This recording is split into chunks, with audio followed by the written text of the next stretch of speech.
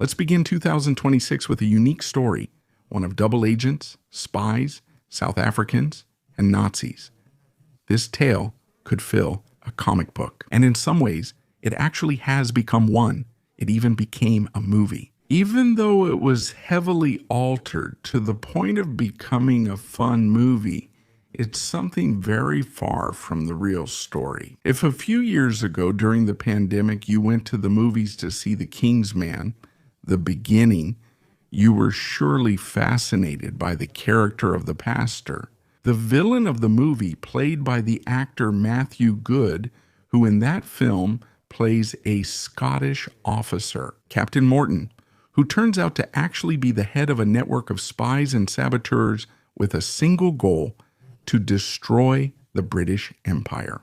There was never actually a Captain Morton, though. The film's settings, the death of Lord Kitchener, which, by the way, is well depicted in the film, and also some of the pastor's own obsessions, as well as his past in the Boer War. It leads to a real historical figure, a man who for many years represented, for the British and American Secret Services, not exactly a Scarlet Pimpernel, but rather a Black Pimpernel, in fact, a Black Panther. His code name was Black Panther. Today I'm going to tell you the story so adventurous and so incredible that it seems like the product of imagination of Fritz Joubert Duquesne, the Black Panther, the South African Nazi, the man who set up operations time and again that put both Great Britain and the United States in crisis, until his final capture and the dismantling of his organization. A story worthy of a comic book, as they said about Fritz Joubert Duquesne, born in East London, in the southeast of the Cape Colony, on September 21, 1877. Born into an African family of Huguenot origins, he was a member of the Boer community, descended from French and Dutch settlers who had established themselves in South Africa in the 1770s. Here are their ancestors. The context in which the young Duquesne grew up was marked by two fundamental tensions: the increasingly aggressive British colonial expansion towards the Boer states and the strengthening of an African national identity based on language, Calvinist religion, and rural life. The problem in Duquesne's life is that it's difficult to verify all the sources. He himself made statements that were sometimes surreal and sometimes hard to verify. So take everything we've managed to gather with a grain of salt. About his life, Duquesne states that his childhood was marked by constant moves due to his parents' profession as breeders, but also because of hunting seasons. The young Duquesne quickly learned how to handle firearms and read animal tracks in the bush. According to his biography, it was his father and his uncle who taught him, but those skills would prove even more useful in his own way. His formal education was fragmented, but his informal education was extremely rich. Languages, tribal traditions, practical skills, and an early awareness of the conflict that was stirring his native region. The young Fritz grew up with a strong sense of belonging to the cause of the poor. He witnessed the rise of figures like Paul Kruger, the symbolic politician of the Afrikaners, or Generals Botha and De Wet, the symbols of the resistance. At the same time, the young Duquesne also witnessed the British advance and the epochal changes within the colonial administration, the outbreak of the Second War. The Boer War, from 1899 to 1902, represented Fritz Duquesne's entry into history. As a scout and sniper, he quickly showed exceptional tactical instinct during Boer guerrilla warfare, a battle tactic based on speed, knowledge of the terrain, and perfect use of the horse. It suited his nature perfectly. After all, he had learned to ride before he turned 14. Duquesne took part, according to his own statements, which are partly confirmed but still partly awaiting factual evidence, in several harassment actions. Today we would call them commando or guerrilla actions, cutting telegraph lines, night raids inside the English entrenched camps, sabotage of logistical supply lines, sabotage. Duquesne also experimented with new tactics, such as camouflage, tested his own physical endurance, and proved to be extremely accurate in sniping.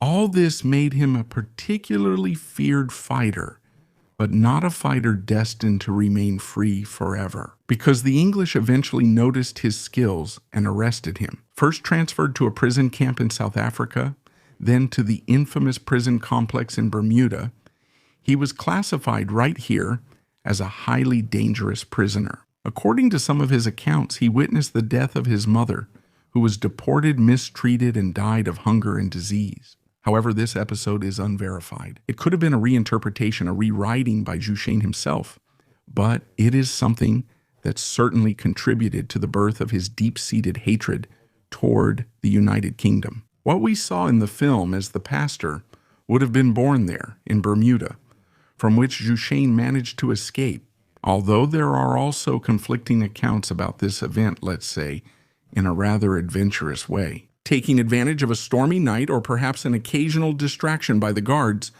Duquesne managed to leave the island of Bermuda and reach South America. From this moment after his prison escape, his life took an almost irreversible turn.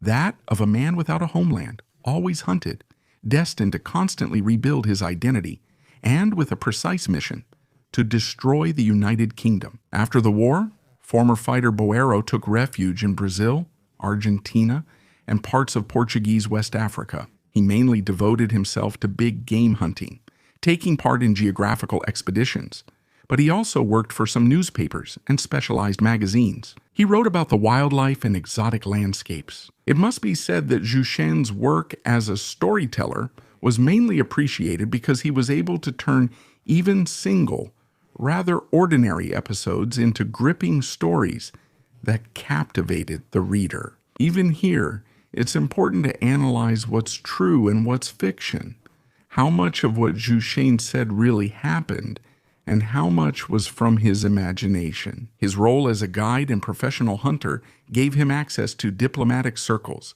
businessmen, and colonial officials. It is very likely that he himself, in the years immediately preceding the Great War, Duquesne began to systematically collaborate with German intelligence. He spoke Afrikaans, English, German, French, and also Portuguese fluently, which he had learned in present-day Angola. He knew shipping routes, supply points, and British mining operations. The perfect profile to be a field agent. Over time, Duquesne had not only learned other languages, he had also learned to disguise himself as a British aristocrat, a South American explorer, a Russian officer, and a port doctor. An incredible versatility, the ability each time to adapt to living new lives. Let's move to summer 1914, when the Great War begins. The Great War affects not just Europe, but also the colonies. In South Africa, Duquesne finds the chance to serve Berlin. Duquesne, it must be said. In his life so adventurous, it's unclear how much is true, how much is reconstructed or even invented. He had also managed to infiltrate the United States, which at the time was neutral, but already fundamental as a logistical platform. During the Great War, he carried out several sabotage operations, especially against Allied merchant ships. His preferred cover was that of a journalist or war correspondent, sometimes a sportsman or a professional hunter. According to American newspapers, Duquesne was allegedly responsible for sinking ships using explosive charges placed with commercial samples, with the excuse of shipments within the commercial traffic to the Entente powers. But there is an episode that changes Duquesne's life, halfway between history and legend, and which is also told in the film, The Sinking. On June 5, 1916, near the Orkney Islands, the His Majesty ship Hampshire, a British cruiser, was carrying an old enemy of Duquesne, Lord Kitchener, already a winner of the war. Boer, one of the most influential political and military men within the empire. The explosion and sinking of the Hampshire has always been attributed either to a mine or to a torpedo from a German U-boat. Duquesne has repeatedly said he gave the Germans the ship's exact route, even claiming he personally organized the operation. Historians, it must be said, have not found decisive evidence to support this version, but his presence in the North Seas during that period and his contacts with commanders of the Imperial German Navy make this story extremely plausible, at least from an intelligence point of view. It should also be added that Imperial Germany honored Joubert with an official award for activities of high military value, and this further supports the dark legend of Joubert. After 1916, Joubert settled in the United States, building his most lasting identity, alternating the respectable life of a lecturer and expert on African issues with a lot of illegal activities. He was arrested in 1917 on charges of sinking his own pleasure boat for insurance fraud, but also for suspicious contacts with the German consulate. The episode that most impressed the American authorities was his escape from prison, the second after the one in Bermuda. This time he used improvised tools to file down his cell bars and disappeared. These escapes of his contribute to the creation of an almost theatrical image. A man with 1,000 lives, a shapeshifter, a man capable of slipping away, of dissolving into nothing. In the 1920s and 1930s, after the Great War, Joubert moved between New York, Washington, and some South American capitals. He works as a lecturer, once again at travelers' clubs, academic circles, even in universities. He promotes African wildlife and discusses hunting and colonial politics. But during those lectures, whenever the forbidden topic of the United Kingdom was brought up, Joubert would say only one thing, that the English were the greatest threat to Africa. And it was precisely during this period that Joubert established increasingly close ties with pro-Nazi circles in the United States. There is, for example, an organization called the German-American Bond. Within this organization, Joubert, codenamed Bond Black Panther, he becomes an intermittent but reliable collaborator of the German secret services, who see him not only as an agent, but also as a recruiter. A man with remarkable charisma, capable of leading an organization under him. And that's exactly what Duquesne does at the outbreak of the Second World War. Fritz Duquesne sets up what will be called the Duquesne Spy Ring, the Ring of Spies, an organization active between 1939 and 1941, a network that includes 33 agents who provide information on the movements of United States ships, on scientific research, and on war production. But it's a network that can't be impenetrable. One of the agents in the network, William G. Siebold, betrays Joubert. In 1940, after a year of activity, stopped by the FBI for a minor issue, Siebold decides to cooperate, to become a double agent, to help capture the entire group through recordings, photographs, and radio transcriptions. Siebold hands over to the FBI the evidence of Joubert and his men's activities.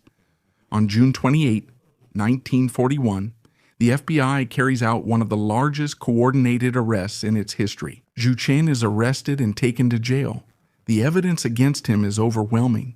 The trial occurs in 1942, when the United States is already at war with Germany. He is sentenced to 18 years for espionage and another 2 years for violating the Foreign Agents Registration Act. From that moment on, the dark legend of Fritz Joubert ends.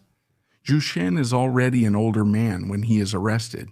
He is 65 years old by then. When he enters prison, his health, already not perfect, begins to deteriorate. He suffers from heart problems, chronic pain, and deterioration of motor functions. In 1954, after 12 years in prison, the United States Judicial Administration decides to release Fritz Joubert for medical reasons and place him in a care facility in New York, where the Black Panther dies on May 24, 1956. Despite this anonymous and quiet end, the figure of Joubert continues to attract interest, sometimes morbid, even in the following years. Documentaries, novels, essays, and comics all portray him at times as a kind of doomed hero, at times a criminal, sometimes a romantic adventurer, and sometimes a ruthless spy. But why all this? Historians who have tried to analyze the figure of Joubert with great difficulty, because, as we said, the documentary evidence to support it is not always sufficient, have nevertheless agreed on a few key points. First, Joubert was a real German agent, active in both world wars and very, very dangerous, according to Joubert. He had exceptional charisma, a quality that, combined with his polyglot abilities and also his talent for storytelling and inventing made him even more dangerous. Third, Duquesne carried out real espionage operations. Although some of his claims, such as the one about the sinking of the Olage in Hampshire, are quite difficult to verify. It is well established not only that he was the organizer and leader of the spy ring, but also that he carried out several covert espionage operations. The most complex aspect of Duquesne is distinguishing the real Duquesne from the Duquesne he described himself. Many biographies have been influenced by his tendency to construct a grand narrative of his life, a narrative in which reality and invention intertwine, mix, and become confused. Fritz Joubert Duquesne is one of the most unique cases in 20th century espionage history, not only for his actions themselves, but for the way he lived the role of a spy, almost as if it were the natural continuation of his experience as a Boer fighter, guerrilla, and adventurer. Duquesne embodied the fine line between idealism and opportunism, between patriotism and betrayal, between heroism and criminality. He is a character suspended between multiple worlds: 19th century hospital workers, colonial race, Belle Epoque, and modern era of secret services, conspiracies, spies, saboteurs, and dirty operations. His name even today evokes a mix of fascination and unease. And perhaps that's why the screenwriters of The Kingsman, the prequel to a film series dedicated to the Spiegel agency, decided to draw heavily from the background. True, plausible, or invented about Fritz Duquesne to create the shepherd, this terrible leader of another spy agency determined to take revenge on Lord Kitchener, the butcher of the Boers, and in general against all of Great Britain. If you've seen the movie, you know what I mean. If not, watch it. It's fun. From certain points of view, it reconstructs and reinterprets history with different eyes from other perspectives. In some cases, of course, it's a comic and it invents things, but the figure of the shepherd is very similar to that of Duquesne. Of course, Duquesne never had any dealings with Rasputin. He never had any dealings with Anusin. He never had any dealings with Mata Hari or with Gavrilo Princip. But Duquesne, his life, real, plausible, implausible, invented, or terribly real, still represents a fascinating character today because of that sinister allure of evil, able to disguise himself each time with a different outfit, with a different name, appearing in various places, but always with precise missions and the will to destroy what he identified as the enemy, in Duquesne's case, the British Empire and its allies.